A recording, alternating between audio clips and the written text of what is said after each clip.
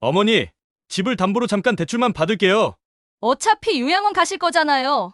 명절마다 이러는 것도 피곤하잖아요. 좋아. 그럼 너희가 내보낸다는 그 요양원 오늘부터 가볼게. 어르신, 이거 아직 할머니 명의예요. 지금 시세면 최소 20억 넘습니다. 그 땅 이미 팔았어. 가족이라는 이름 뒤에 숨겨진 욕심을 보게 되는 순간이 있습니다. 정혜숙은 그날 밤 70살이 되어서야 그 진실을 마주했습니다. 영상을 끝까지 듣고 조언과 응원의 댓글을 남겨주세요. 그리고 구독과 좋아요는 영상을 만드는데 큰 힘이 됩니다. 그럼 이야기 시작하겠습니다. 설날 밤이었습니다. 정혜숙의 집 부엌에서는 지글지글 기름 튀는 소리가 났어요. 혜숙은 앞치마를 두르고 전을 부치고 있었습니다. 부침개, 동그랑땡, 생선전, 명절 차례상에 올릴 음식들이었어요. 70살의 혜숙은 새벽부터 준비를 시작했습니다. 나물도 무치고 잡채도 만들고 갈비찜도 했어요. 온종일 주방에 서 있었더니 허리가 아팠지만 가족이 모이는 날이니 참았습니다. 거실에서는 아들 윤상민과 며느리 오하연이 소파에 앉아 있었습니다. 42살인 상민은 휴대전화만 보고 있었고 38살인 하연은 손톱을 만지작거리고 있었어요. 둘 다 주방을 도우러 오지 않았습니다. 어머니, 전 다 됐어요? 하연이 부엌 쪽을 보며 물었습니다. 혜숙은 이마에 땀을 닦으며 대답했어요. 조금만 기다려. 거의 다 됐어. 혜숙의 목소리는 지쳐 있었습니다. 남편이 살아계실 때는 둘이서 함께 준비했는데 이제는 혼자라 더 힘들었어요. 차례상을 다 차리고 나서 가족들이 식탁에 앉았습니다. 음식들이 가득 차려진 상을 보며 상민이 술잔을 들었어요. 어머니 수고하셨습니다. 짧은 인사였습니다. 혜숙은 고개를 끄덕이며 앉았어요. 식사가 끝나고 거실로 자리를 옮겼습니다. 혜숙은 설거지를 하려는데 하연이 다가왔어요. 어머니, 잠깐 나오세요. 할 말이 있어요. 하연이 말했습니다. 혜숙은 물기를 닦으며 거실로 갔습니다. 상민과 하연은 서류 몇 장을 탁자 위에 놓았어요. 혜숙은 그 서류를 보며 물었습니다. 이게 뭐니? 혜숙이 물었습니다. 하연이 웃으며 설명하기 시작했어요. 어머니, 상민이 사업 확장하려고 하는데 자금이 좀 필요해요. 큰 기회가 왔는데 놓치면 안 되거든요. 하연의 목소리는 부드러웠습니다. 하지만 혜숙은 불안한 느낌이 들었어요. 그래서 어떻게 하려고? 혜숙이 조심스럽게 물었습니다. 상민이 입을 열었어요. 엄마, 이 집을 담보로 잠깐 대출만 받을게요. 금방 갚을 거니까 걱정 마세요. 상민의 말에 혜숙은 깜짝 놀랐습니다. 이 집을 담보로요? 뭐라고? 이 집은 안 돼. 혜숙이 고개를 저으며 단호하게 말했습니다. 이 집은 남편이 평생 공장에서 일하며 모은 돈으로 마련한 곳이었어요. 10년 전 남편이 돌아가신 뒤 유일하게 남은 것이 이 집이었습니다. 어머니, 그러지 마시고 좀 도와주세요. 가족이잖아요. 하연이 애원하는 목소리로 말했습니다. 하지만 혜숙은 흔들리지 않았어요. 안 된다고 했잖아. 이 집은 네 아버지 돌아가신 뒤 유일하게 남은 거야. 혜숙의 목소리가 높아졌습니다. 하연의 얼굴이 굳어졌어요. 잠시 침묵이 흘렀습니다. 그때 하연이 입꼬리를 살짝 올리며 차갑게 말했습니다. 어차피 요양원 가실 거잖아요. 혜숙은 귀를 의심했습니다. 요양원이라고요? 뭐라고? 혜숙이 되물었습니다. 하연이 태연하게 말을 이었어요.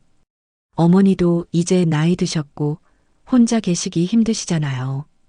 요양원 가시면 전문가들이 돌봐드리니까 훨씬 편하실 거예요. 명절마다 이렇게 차례 준비하는 것도 피곤하시잖아요. 하연의 말은 마치 해숙을 배려하는 것처럼 들렸습니다. 하지만 진짜 의도는 달랐어요.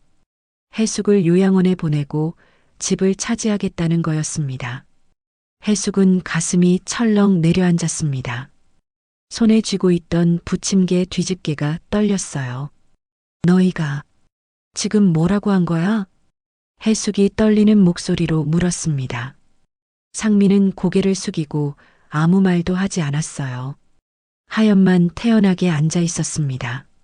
순간 해숙이 들고 있던 부침개가 프라이팬에서 타기 시작했습니다. 까맣게 타면서 연기가 피어올랐어요. 하지만 해숙은 그걸 신경 쓸 여유가 없었습니다. 해숙은 천천히 앞치마 끈을 풀었습니다. 그리고 탁자 위에 던지며 말했어요. 좋아. 해숙의 목소리는 차갑고 단호했습니다. 그럼 너희가 내보낸다는 그 요양원, 오늘부터 가볼게. 상민과 하연은 깜짝 놀라서 해숙을 봤어요. 설마 정말로 나갈 거라고는 생각하지 못했던 겁니다. 엄마, 잠깐만요. 그게 아니라. 상민이 당황해서 일어서며 말했지만 해숙은 이미 방으로 들어가고 있었습니다. 해숙은 옷장을 열고 옷가지를 챙겼습니다. 낡은 여행 가방에 옷과 세면도구, 약을 넣었어요. 손이 떨렸지만 멈추지 않았습니다. 엄마, 오해하신 거예요? 상민이 방문 앞에서 소리쳤습니다. 하지만 해숙은 대답하지 않았어요. 가방을 다 챙기고 방문을 열었습니다. 상민과 하연은 거실에 서 있었어요. 당황한 표정이었습니다. 해숙은 두 사람을 쳐다보지도 않고 현관으로 향했습니다. 엄마, 어디 가시려고요? 상민이 다급하게 물었습니다. 해숙이 돌아보며 차갑게 말했어요. 너희가 보내려던 곳이면 어디든 가겠지. 해숙은 문을 열고 밖으로 나갔습니다. 문이 쾅 하고 닫혔어요. 계단을 내려가는 동안 눈물이 났습니다. 집 밖으로 나와서야 눈물을 흘렸어요. 거실에는 식어버린 전들이 그대로 남아 있었습니다. 하연은 소파에 앉아서 피식 웃었습니다. 이제 집은 우리 거네요. 하연이 중얼거렸습니다. 상민은 불안한 표정으로 창밖을 바라봤어요. 어머니의 뒷모습이 어둠 속으로 사라지고 있었습니다. 새벽 2시가 넘어서야 해숙은 겨우 머물 곳을 찾았습니다. 역 근처의 허름한 고시원이었어요. 월세는 30만 원, 보증금 없이 당일 입주가 가능한 곳이었습니다. 방은 작았어요. 침대 하나와 작은 책상, 옷장이 전부였습니다. 하지만 해숙에게는 이것만으로도 충분했어요. 해숙은 낡은 가방을 침대 위에 올려놓았습니다. 그리고 한숨을 쉬며 침대에 앉았어요. 온몸이 무거웠습니다. 육체적으로도 정신적으로도 지쳐 있었어요. 창밖을 보니 아직 어두웠습니다. 거리에는 사람이 없었고 가로등만 희미하게 켜져 있었어요. 해숙은 자신이 정말로 집을 나왔다는 게 실감이 나지 않았습니다. 내가 뭘 한 거지? 해숙이 혼잣말로 중얼거렸습니다. 후회가 밀려왔어요. 그냥 참고 살았어야 했을까요? 아들 말을 들어줬어야 했을까요? 하지만 하연의 말이 계속 귓가에 맴돌았습니다. 어차피 요양원 가실 거잖아요. 그 차가운 목소리, 그 냉정한 표정. 해숙은 다시 화가 났습니다. 아니야. 내가 잘한 거야. 해숙은 스스로에게 다짐했습니다. 피곤했지만 잠이 오지 않았어요. 해숙은 가방을 열고 짐을 정리하기 시작했습니다. 옷가지를 꺼내서 옷장에 넣고 세면도구를 욕실에 놓았어요. 가방 바닥을 정리하던 중이었습니다. 갈색 봉투 하나가 해숙의 손에 닿았어요. 낡고 오래된 봉투였습니다. 해숙은 그 봉투를 꺼내며 고개를 갸우뚱했어요. 이게 뭐였지? 해숙이 봉투를 열어봤습니다. 안에는 서류 몇 장이 들어 있었어요. 해숙은 서류를 꺼내서 읽기 시작했습니다. 충청북도 음성군 농지 매매 계약서. 해숙의 눈이 커졌습니다. 이 서류는 20년 전 것이었어요. 남편이 살아계실 때 산 땅이었습니다. 남편은 당시 미래를 위해 투자한다며 음성군에 있는 농지를 샀어요. 200평 정도 되는 작은 땅이었습니다. 가격도 저렴했고요. 하지만 그 후로 한 번도 그 땅을 보러 가지 않았어요. 남편이 돌아가신 후에는 아예 잊고 살았습니다.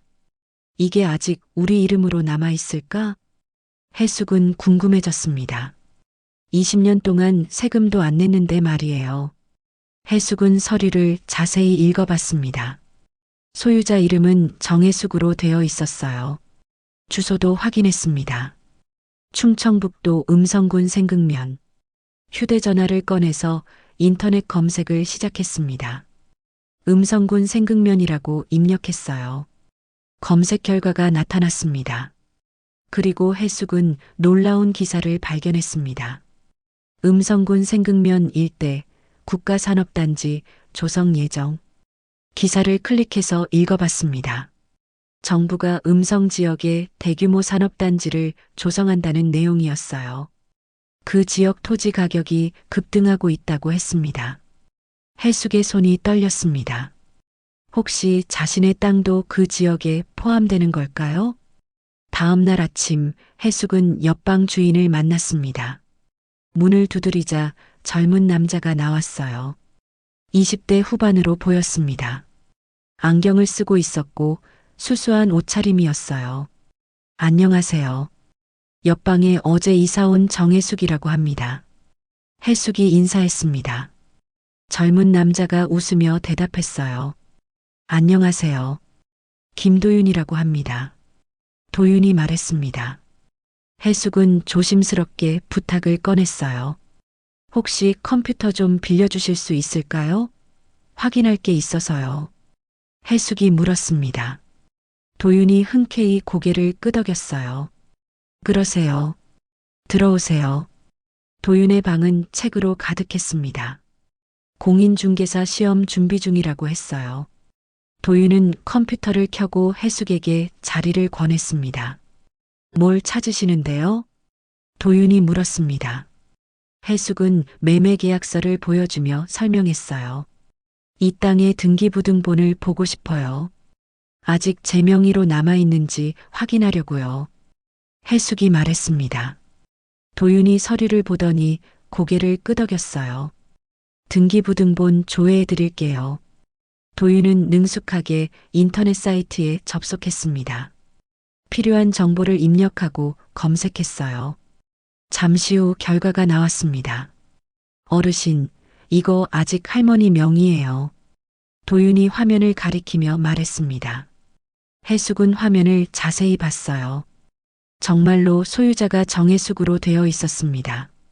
그럼 아직 내 땅이라는 거네요? 해숙이 믿기지 않는다는 표정으로 물었습니다. 도윤이 고개를 끄덕였어요. 네, 맞습니다. 도윤이 대답했습니다.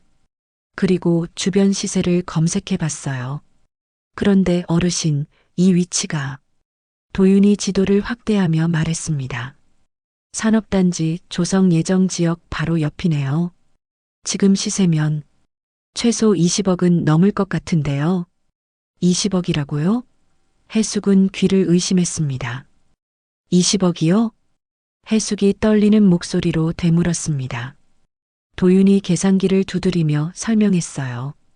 200평에 평당 1,000만 원 정도로 치면 그 정도 나옵니다. 실제로는 더 높을 수도 있어요. 해숙은 숨이 막히는 것 같았습니다. 20년 전에 산 땅이 이제는 20억이라니요. 어르신, 이거 큰 돈인데요. 팔 생각이세요? 도윤이 물었습니다. 해숙은 잠시 생각하다가 대답했어요. 팔아야겠어요. 이제 새 인생 시작하려면 돈이 필요하니까요. 해숙의 목소리는 단호했습니다. 도윤이 미소를 지으며 말했어요. 시작하세요, 어르신. 이번엔 어르신 이름으로요. 해숙은 도윤의 말에 힘을 얻었습니다. 그렇습니다. 이번에는 자신을 위해 사는 거예요. 고맙습니다. 정말 고마워요. 해숙이 진심으로 감사 인사를 했습니다. 도윤이 웃으며 대답했어요. 별 말씀을요. 제가 공인중개사 준비 중이니까 나중에 땅 파실 때 도와드릴게요. 해숙은 방으로 돌아와서 매매 계약서를 꼭 안았습니다. 이것이 바로 희망이었어요. 아들과 며느리가 빼앗으려던 집보다 훨씬 더 큰 재산이었습니다. 여보, 당신이 남겨준 선물이네요. 해숙은 하늘을 향해 중얼거렸습니다. 남편이 20년 전에 산 땅이 이제 해숙의 새 출발을 도와주고 있었어요. 해숙은 창밖을 바라봤습니다. 해가 떠오르고 있었어요. 새로운 아침이었습니다. 그리고 해숙에게는 새로운 인생의 시작이었어요. 일주일이 지났습니다. 해숙은 고시원 생활에 조금씩 익숙해지고 있었어요. 매일 아침 일찍 일어나서 근처 공원을 산책했습니다. 그리고 도서관에 가서 책을 읽거나 시장에 가서 장을 봤어요. 혼자만의 시간이었지만 나쁘지 않았습니다. 오히려 자유로웠어요. 옆방의 도윤은 좋은 이웃이었습니다. 가끔 문 앞에서 마주치면 인사를 나눴고 컴퓨터가 필요할 때마다 도와줬어요. 어느 날 저녁 해숙은 도윤의 방문을 두드렸습니다. 도윤 씨 계세요? 해숙이 조심스럽게 불렀습니다. 문이 열리고 도윤이 나왔어요. 어르신, 무슨 일이세요? 도윤이 물었습니다. 해숙은 손에 든 봉투를 보여주며 말했어요. 땅을 팔고 싶은데 어떻게 해야 할지 모르겠어요. 도와주실 수 있나요? 해숙이 부탁했습니다. 도윤이 고개를 끄덕이며 방으로 들어오라고 했어요. 들어오세요. 같이 알아볼게요. 도윤이 말했습니다. 도윤은 컴퓨터 앞에 앉아서 부동산 사이트들을 검색하기 시작했습니다. 해숙은 옆에서 지켜봤어요. 어르신, 일단 정확한 감정평가를 받아야 해요. 그래야 제값을 받을 수 있거든요. 도윤이 설명했습니다. 해숙은 고개를 끄덕이며 들었어요. 그리고 산업단지 근처 땅이라서 수요가 많을 거예요. 개발업체나 투자자들이 관심 가질 만한 물건이에요. 도윤이 계속 설명했습니다. 해숙은 점점 더 희망이 생겼어요. 그럼 정말 팔 수 있을까요? 해숙이 불안한 목소리로 물었습니다. 도윤이 자신 있게 대답했어요. 당연하죠. 이런 땅은 금방 팔려요. 제가 아는 중개사 선배님께 연락해 볼게요. 도윤은 즉시 전화를 걸었습니다. 통화 내용을 들으니 선배 중개사가 매우 관심을 보이는 것 같았어요. 전화를 끊고 도윤이 해숙에게 말했습니다. 선배님이 내일 직접 현장 답사를 가보고 싶대요. 같이 가실래요? 도윤이 물었습니다. 해숙은 주저없이 고개를 끄덕였어요. 가야죠. 당연히 가야죠. 해숙이 대답했습니다. 다음 날 해숙과 도윤은 음성군으로 향했습니다. 도윤의 선배인 박 중개사도 함께였어요. 차로 2시간을 달려서 음성군에 도착했습니다. 해숙이 소유한 땅은 생극면에 한적한 곳에 있었어요. 차에서 내려서 땅을 둘러봤습니다. 200평 정도의 평평한 땅이었어요. 주변에는 농지들이 펼쳐져 있었고 멀리 산이 보였습니다.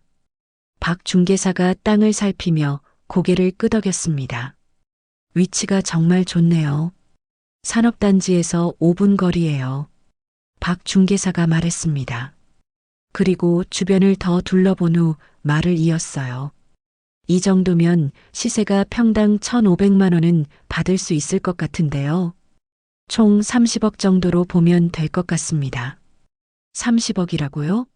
도윤이 말했던 것보다 더 많았습니다. 해숙은 믿기지 않는다는 표정으로 물었습니다. 30억이요? 해숙이 떨리는 목소리로 되물었습니다. 박 중개사가 고개를 끄덕였어요. 네, 개발 호재가 확실하니까 투자자들이 웃돈을 줄 가능성도 있어요. 박 중개사의 말에 해숙은 어지러웠습니다. 30억이라는 돈을 상상할 수도 없었어요. 빨리 팔 수 있을까요? 해숙이 물었습니다. 박 중개사가 자신 있게 대답했어요. 일주일 안에 매수자 찾아드릴게요. 제가 아는 투자자들에게 바로 연락하겠습니다. 해숙은 안도의 한숨을 쉬었습니다. 정말로 새 출발을 할 수 있을 것 같았어요. 돌아오는 차 안에서 도윤이 해숙에게 물었습니다. 어르신, 땅 팔고 나면 뭐 하실 거예요?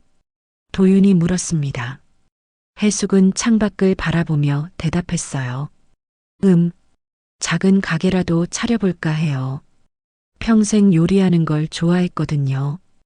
해숙이 말했습니다. 도윤이 미소를 지으며 말했어요. 좋네요. 저도 단골 손님 될게요. 도윤의 말에 해숙도 웃었습니다. 오랜만에 마음 편한 웃음이었어요. 일주일 후 박 중개사에게서 연락이 왔습니다. 정 어르신, 매수자 나왔습니다. 박 중개사가 기쁜 목소리로 말했습니다. 해숙은 가슴이 두근거렸어요. 정말요? 얼마예요? 해숙이 물었습니다. 박 중개사가 대답했어요. 32억에 계약하겠답니다. 현금 거래로요. 32억. 해숙은 숨이 멎는 것 같았습니다. 며칠 후 계약이 성사됐습니다. 법무사 사무실에서 서류에 도장을 찍고 등기 이전 절차를 밟았어요. 그리고 마침내 해숙의 통장에 32억 원이 입금됐습니다. 해숙은 통장을 보며 한참을 멍하니 있었습니다. 일은 평생 이런 큰 돈을 본 적이 없었어요. 도윤이 옆에서 축하했습니다. 축하드려요, 어르신. 이제 정말 새로운 시작이네요. 도윤이 말했습니다. 해숙은 눈물을 닦으며 대답했어요. 고마워요, 도윤 씨. 당신이 없었으면 이렇게 못했을 거예요. 해숙이 진심으로 말했습니다. 도윤이 손을 저으며 웃었어요. 제가 뭘 했다고요? 어르신이 원래 가지고 계신 거였잖아요. 도윤이 말했습니다. 그날 저녁 해숙은 도윤을 저녁 식사에 초대했습니다. 좋은 한정식 집에서 둘이서 밥을 먹었어요. 도윤 씨, 앞으로 뭐 하고 싶어요? 해숙이 물었습니다. 도윤이 잠시 생각하다가 대답했어요. 공인중개사 시험 붙으면 작은 부동산 사무실이라도 차리고 싶어요. 도윤이 말했습니다. 해숙은 고개를 끄덕이며 말했어요. 사무실 차릴 때 제가 도와드릴게요. 당신이 저를 도와준 것처럼요. 해숙의 말에 도윤이 놀란 표정을 지었습니다. 어르신. 도윤이 감동한 목소리로 말했습니다. 해숙은 웃으며 계속 말했어요. 시작하세요, 도윤 씨. 이번엔 당신 이름으로요. 해숙은 도윤이 자신에게 했던 말을 그대로 돌려줬습니다. 도윤이 환하게 웃었어요. 식사를 마치고 고시원으로 돌아오는 길, 해숙은 하늘을 올려다봤습니다. 별이 반짝이고 있었어요. 여보, 당신이 남긴 땅 덕분에 새 인생을 시작해요. 고마워요. 해숙은 하늘을 향해 중얼거렸습니다. 바람이 불어왔어요. 마치 남편이 대답하는 것 같았습니다. 이틀 후 해숙의 휴대전화가 울렸습니다. 화면을 보니 며느리 하연이었어요. 해숙은 잠시 망설이다가 전화를 받았습니다. 여보세요. 해숙이 냉정한 목소리로 말했습니다. 전화 너머로 하연의 목소리가 들렸어요. 평소와는 다르게 부드럽고 친절한 목소리였습니다. 어머니, 지금 어디 계세요? 걱정 많이 했어요. 하연이 걱정스러운 목소리로 말했습니다. 하지만 해숙은 그 연기를 알아챘어요. 걱정은 무슨, 그냥 살고 있어. 해숙이 짧게 대답했습니다. 하연이 계속 말을 이었어요. 어머니, 그날은 정말 죄송했어요. 제가 말을 잘못했어요. 상민이도 많이 반성하고 있어요. 하연의 사과였습니다. 하지만 진심처럼 들리지 않았어요. 그래. 해숙은 더 이상 말하지 않았습니다. 하연이 조심스럽게 제안했어요. 어머니, 이번 주말에 같이 식사해요. 좋은 얘기도 있고 제대로 사과드리고 싶어요. 하연이 말했습니다. 해숙은 잠시 생각했어요. 무슨 꿍꿍이일까요? 좋은 얘기가 뭔데? 해숙이 물었습니다. 하연이 웃으며 대답했어요. 그건 만나서 말씀드릴게요. 어머니 좋아하실 거예요. 하연의 목소리는 밝았습니다. 해숙은 궁금했어요. 도대체 무슨 속셈일까요? 그래, 만나자. 해숙이 대답했습니다. 하연이 기쁜 목소리로 말했어요. 정말요? 감사해요, 어머니. 일요일 오후 2시 강남에 있는 한정식 집으로 올게요. 제가 예약할게요. 하연이 말했습니다. 전화를 끊고 나서 해숙은 생각했어요. 분명 뭔가 속셈이 있을 겁니다. 해숙은 도윤에게 조언을 구했습니다. 도윤 씨, 며느리가 갑자기 만나자고 하는데 수상해요. 해숙이 말했습니다. 도윤이 고개를 끄덕이며 말했어요. 아마 어르신 재산에 대해 들었을 가능성이 있어요. 조심하세요. 도윤이 충고했습니다. 해숙은 고개를 끄덕였어요. 알아요. 이번엔 당하지 않을 거예요. 해숙은 가방에서 작은 녹음기를 꺼냈습니다. 도윤이 며칠 전에 사준 거였어요. 이걸 사용할 때가 온 것 같네요. 해숙이 녹음기를 보며 중얼거렸습니다. 일요일이 됐습니다. 해숙은 단정한 옷을 입고 약속 장소로 향했어요. 강남의 고급 한정식 집이었습니다. 입구부터 화려했어요. 해숙은 예약 이름을 말하고 안으로 들어갔습니다. 개인 룸에는 이미 상민과 하연이 앉아 있었어요. 둘 다 환하게 웃으며 해숙을 맞이했습니다. 어머니, 하연이 일어나서 해숙을 안았습니다.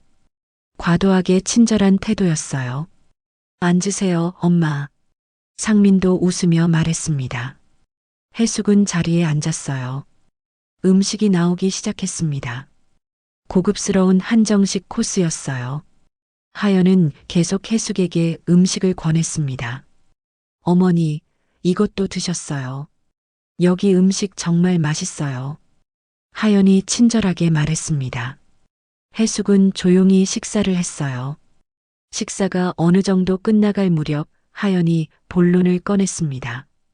어머니, 사실 오늘 할 말이 있어서 모셨어요. 하연이 미소를 지으며 말했습니다. 해숙은 고개를 들어 하연을 봤어요. 뭔데? 해숙이 물었습니다. 하연이 가방에서 서류를 꺼냈어요. 어머니, 음성에 땅 가지고 계셨다면서요? 소문 들었어요. 하연이 말했습니다. 해숙은 속으로 웃었어요. 역시나 재산 때문이었군요. 그게 어쨌다고? 해숙이 차갑게 물었습니다. 하연이 계속 설명했어요. 상민이 사업 확장하려는 거 아시잖아요. 그 땅을 우리 사업에 투자하시면 어떨까 해서요. 같이 투자하시면 수익도 나누고요. 하연의 제안이었습니다. 해숙은 고개를 끄덕이며 물었어요. 내가 왜 그래야 하는데? 해숙이 물었습니다. 하연이 웃으며 대답했어요. 어차피 유산이 우리한테 올 텐데 지금 미리 도와주시면 다 같이 잘 살 수 있잖아요. 그게 가족 아니에요? 하연의 말에 해숙은 웃음이 났습니다. 유산이 너희한테 온다고요? 해숙은 천천히 가방을 열었습니다. 그리고 서류 한 장을 꺼내서 탁자 위에 놓았어요. 그 땅 말이야. 해숙이 조용히 말했습니다. 하연과 상민이 서류를 봤어요. 이미 팔았어. 해숙의 말에 하연의 얼굴이 굳어졌습니다. 네, 팔았다고요? 하연이 놀라서 물었습니다. 해숙은 고개를 끄덕이며 계속 말했어요. 응, 32억에 팔았지. 해숙의 말에 상민과 하연은 말을 잃었습니다. 32억이라는 금액에 충격을 받은 거예요. 그리고 그 돈, 전부 내 이름으로 넣었어. 너희 손에 들어갈 일은 없어. 해숙이 단호하게 말했습니다. 하연의 얼굴이 창백해졌어요. 어머니, 그러시면 안 되죠. 가족인데. 하연이 떨리는 목소리로 말했습니다. 하지만 해숙은 흔들리지 않았어요. 가족? 나를 요양원에 보내려던 사람들이 가족이라고? 해숙이 차갑게 말했습니다. 하연은 아무 말도 하지 못했어요. 상민이 입을 열었습니다. 엄마, 그때는 제가 잘못 생각한 거예요. 다시 한번 기회를. 상민이 애원했지만 해숙은 고개를 저었어요.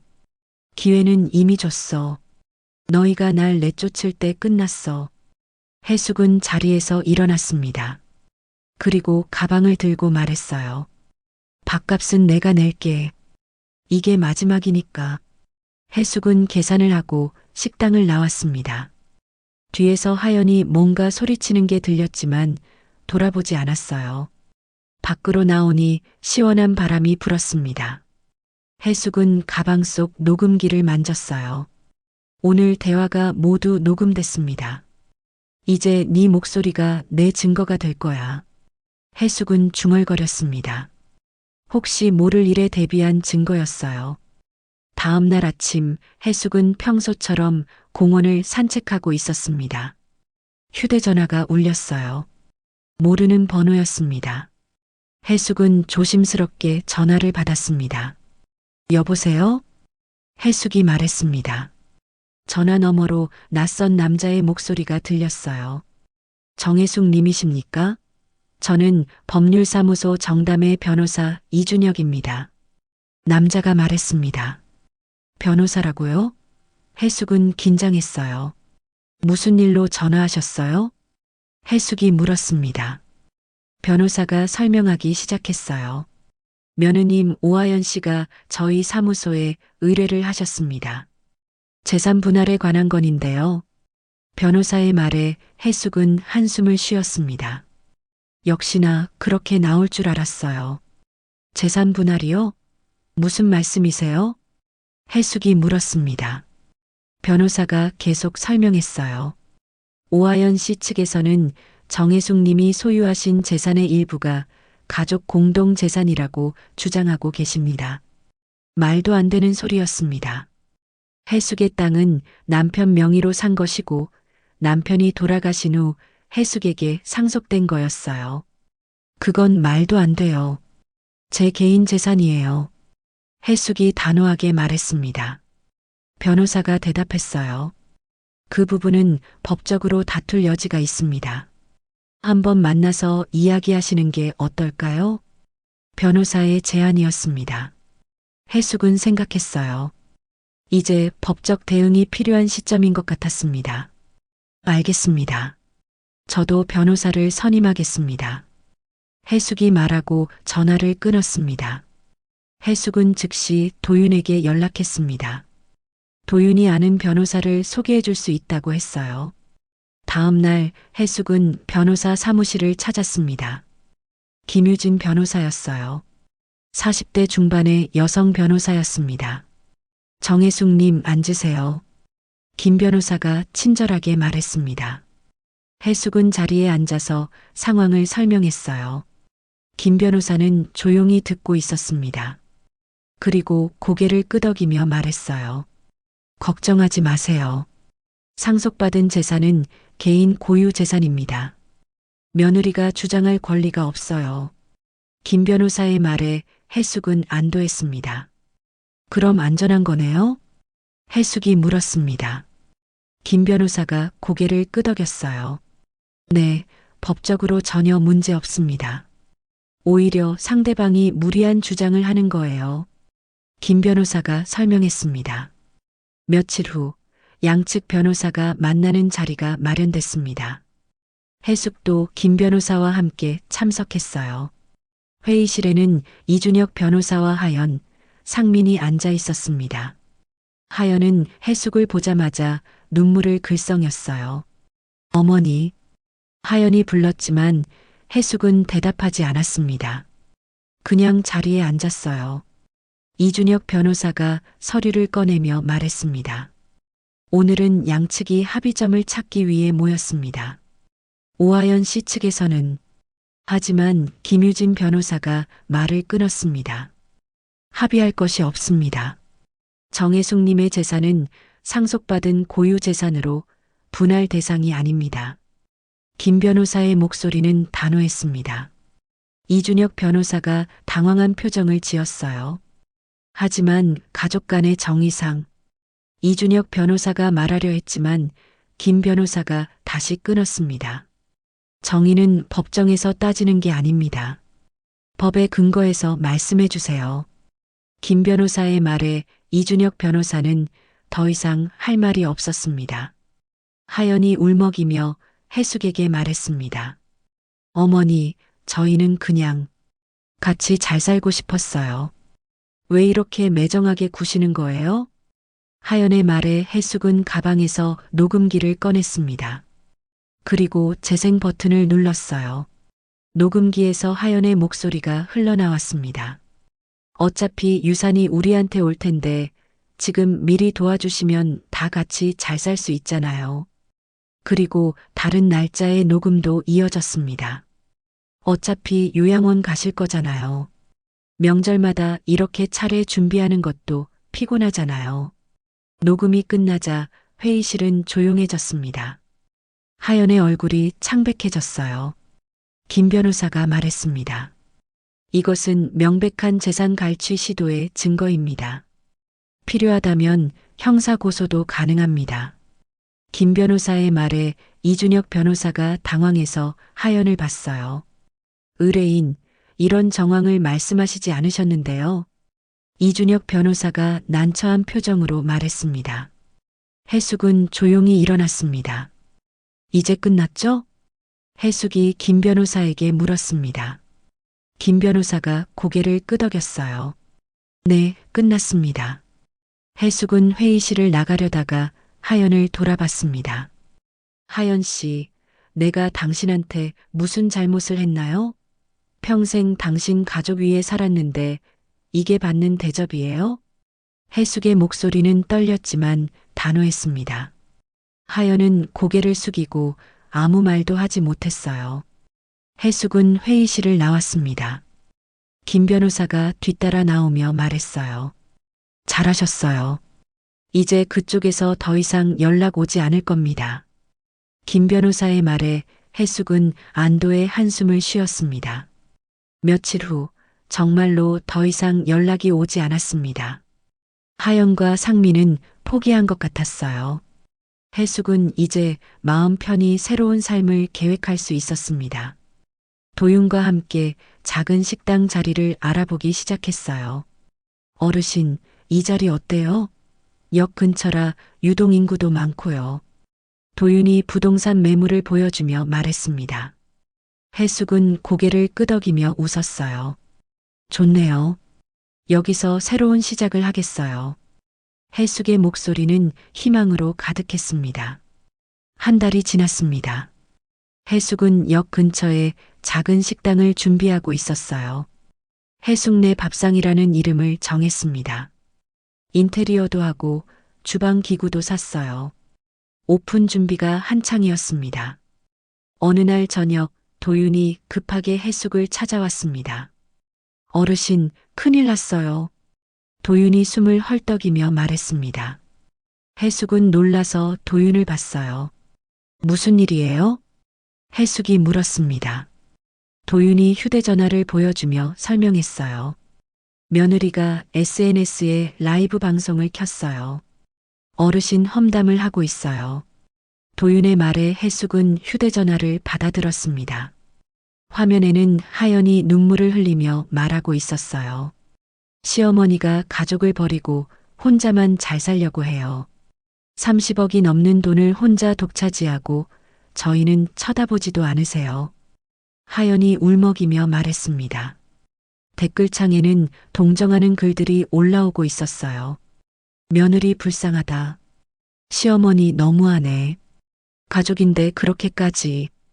해숙은 화면을 보며 한숨을 쉬었습니다. 하연이 이렇게까지 나올 줄은 몰랐어요. 어르신, 어떻게 하실 거예요? 도윤이 걱정스럽게 물었습니다. 해숙은 잠시 생각하다가 말했어요. 괜찮아요. 진실은 밝혀지니까요. 해숙이 조용히 말했습니다. 다음 날 해숙은 김유진 변호사에게 연락했습니다. 변호사님, SNS 명예훼손으로 대응할 수 있을까요? 해숙이 물었습니다. 김 변호사가 대답했어요. 물론이죠. 하지만 더 좋은 방법이 있을 것 같아요. 김 변호사가 제안했습니다. 그날 저녁 지역 뉴스에 속보가 떴습니다.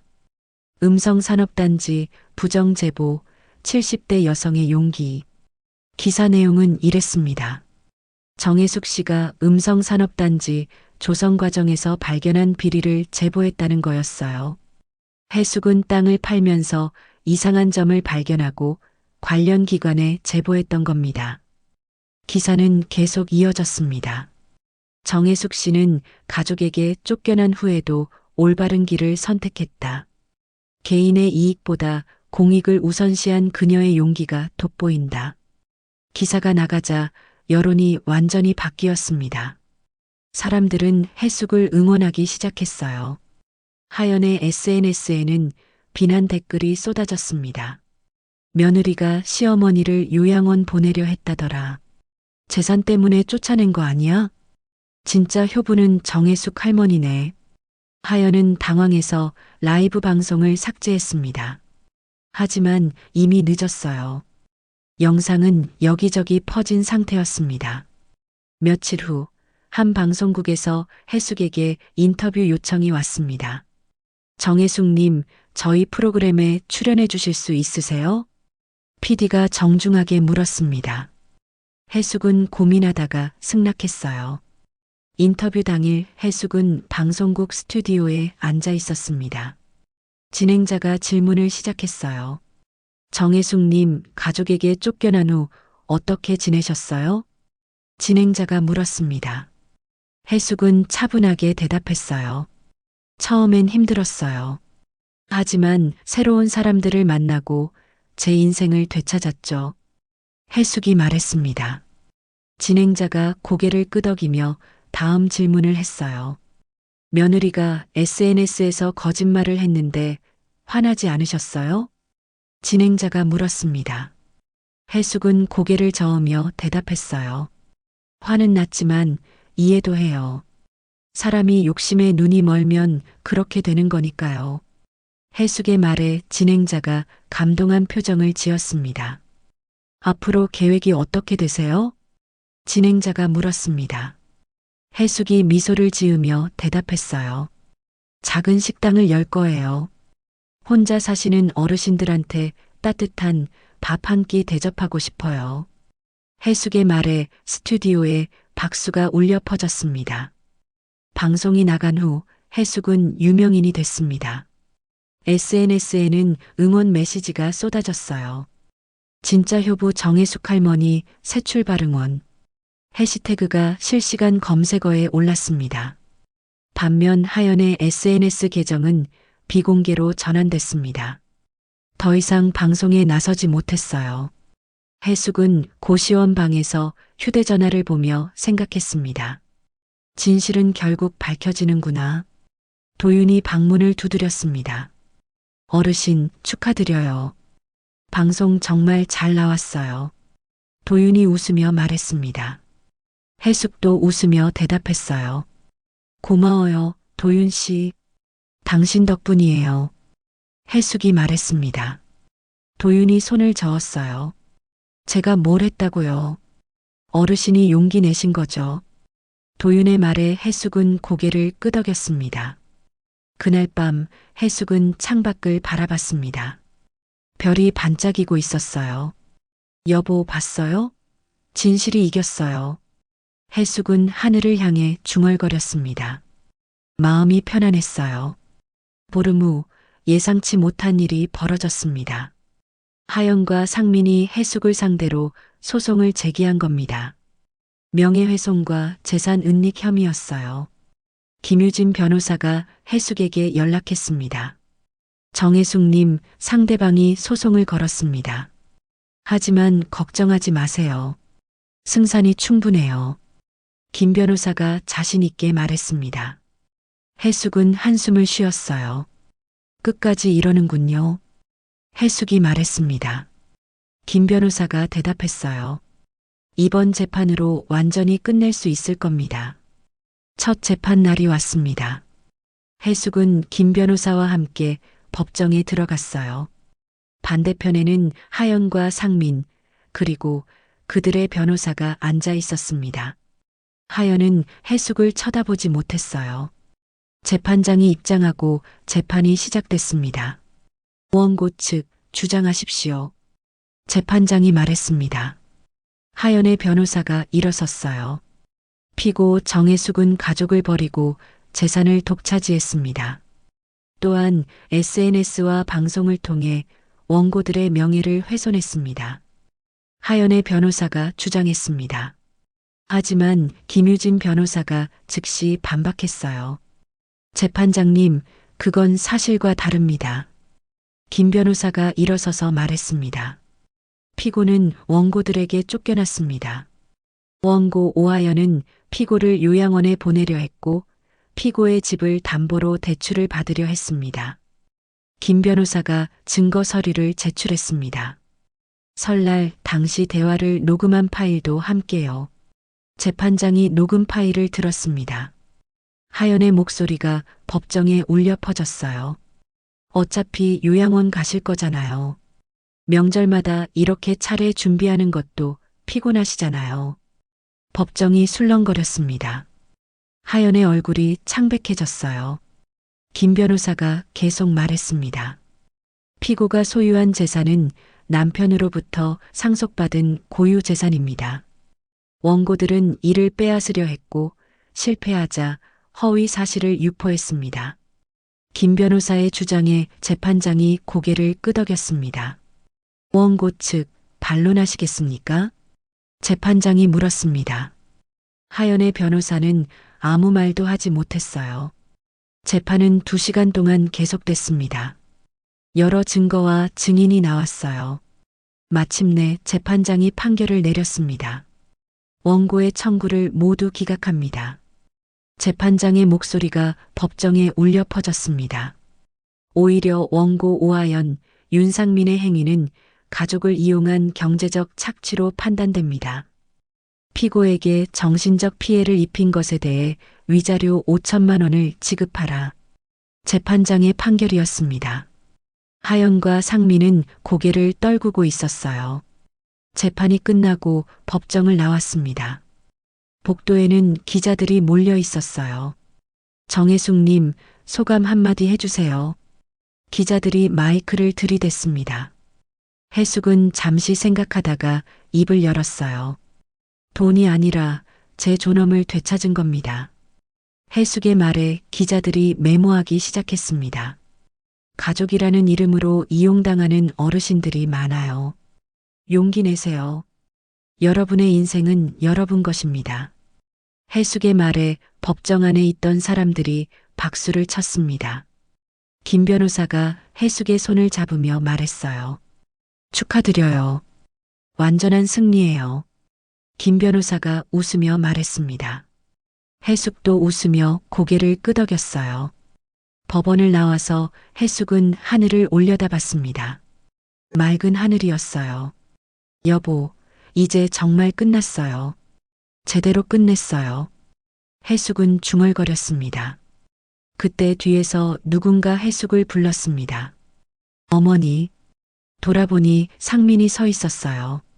그의 얼굴에는 눈물이 흐르고 있었습니다. 어머니, 정말 죄송합니다. 상민이 무릎을 꿇으며 말했습니다. 하연도 옆에서 울고 있었어요. 저희가 잘못했습니다. 용서해 주세요. 상민이 울먹이며 말했습니다. 해숙은 아들을 내려다봤어요. 오랜 침묵이 흘렀습니다. 해숙은 천천히 입을 열었어요. 용서는 해줄게. 하지만 예전으로 돌아갈 수는 없어. 해숙의 목소리는 차분했습니다. 너희는 너희 길을 가고 나는 내 길을 갈 거야. 그게 서로를 위한 거야. 해숙의 말에 상민은 고개를 끄덕였습니다. 알겠습니다, 어머니. 정말 죄송합니다. 상민이 다시 한번 사과하고 돌아섰습니다. 하연도 고개를 숙인 채 따라갔어요. 해숙은 그들의 뒷모습을 바라봤습니다. 마음이 아팠지만 이게 맞는 길이라는 걸 알았어요. 도윤이 해숙에게 다가왔습니다. 어르신, 괜찮으세요? 도윤이 걱정스럽게 물었습니다. 해숙은 고개를 끄덕이며 웃었어요. 괜찮아요. 이제 정말 자유로워졌어요. 해숙의 목소리는 밝았습니다. 2달이 지났습니다. 해숙네 밥상 간판이 환하게 빛나고 있었습니다. 역 근처의 작은 식당이었지만 문을 열면 늘 사람들로 가득했어요. 해숙은 주방에서 밥을 짓고 있었습니다. 된장찌개, 김치찌개, 제육볶음. 정성껏 만든 음식들이 식탁 위에 차려졌어요. 특별한 점이 있었습니다. 혼자 사시는 어르신들에게는 무료로 밥을 제공했거든요. 할머니, 오늘도 맛있게 먹었어요. 한 할아버지가 웃으며 인사했습니다. 해숙도 웃으며 대답했어요. 많이 드셨어요? 내일도 오세요. 도윤도 식당에서 일을 돕고 있었습니다. 공인중개사 시험에 합격한 후 해숙의 식당 근처에 작은 부동산 사무실을 차렸어요. 점심시간이면 식당에 와서 손님 응대를 도왔습니다. 오후 2시쯤 손님이 줄어들었습니다. 해숙과 도윤은 잠시 쉬며 차를 마셨어요. 그때 식당 문이 열렸습니다. 상민이었어요. 해숙은 놀라서 아들을 봤습니다. 상민은 많이 수척해 보였어요. 양복 대신 평범한 옷을 입고 있었습니다. 엄마. 상민이 조심스럽게 불렀습니다. 해숙은 아무 말 없이 그를 바라봤어요. 용서해달라고 또 하러 온 건 아니에요. 그냥 밥 한 끼 먹고 싶어서요. 상민이 말했습니다. 목소리에 힘이 없었어요. 해숙은 잠시 망설이다가 자리를 가리켰습니다. 앉아. 해숙이 짧게 말했습니다. 해숙은 주방으로 가서 밥을 차렸습니다. 된장찌개, 김치, 계란말이, 나물 반찬들을 정성껏 담았어요. 아들을 위해 만드는 밥이었지만 예전과는 달랐습니다. 이제는 의무가 아니라 선택이었어요. 밥을 상민 앞에 놓으며 해숙이 말했습니다. 밥은 줄게. 하지만 마음은 내가 알아서 지어야지. 해숙의 말에 상민은 고개를 끄덕였습니다. 그리고 조용히 밥을 먹기 시작했어요. 첫 숟가락을 뜬 순간 상민의 눈에서 눈물이 흘러내렸습니다. 엄마 밥. 정말 오랜만이에요. 상민이 울먹이며 말했습니다. 해숙은 아무 대답도 하지 않았어요. 그냥 주방으로 돌아가서 설거지를 했습니다.